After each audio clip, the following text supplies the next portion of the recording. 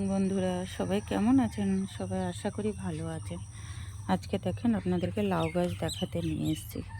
কত সুন্দর একটা লাউ গাছ হয়েছে দেখেন। আর ডগাগুলো দেখেন খুব সুন্দর মোটা মোটা হয়েছে। এখানে কিন্তু অনেক গাছ আছে, বরবটি গাছ আছে, লাউ গাছ আছে, তারপরে উচ্ছে গাছ আছে, এখানটা আবার ফুল গাছ আছে। আর দেখেন একটা চাল কুমড়া গাছ উঠেছে।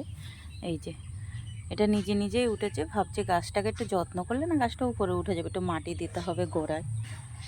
আর এটা কোন গাছটা তো আপনাদেরকে আগেই দেখিয়েছি, এটা আগে ছায়াতে ছিল জানেন তো, এখন এখানটায় এনে দিয়েছি রোদে।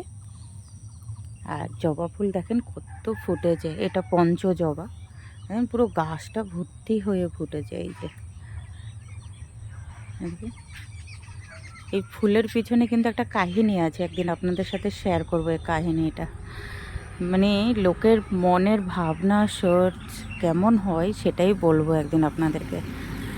আমার বাগানে কিন্তু জানেন তো আপনারা ফুল গাছে ভর্তি, আমি মাঝে মাঝে ফুলের ভিডিও ছাড়ি।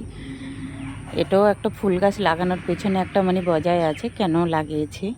রাখছি বন্ধুরা, ভালো থাকবেন।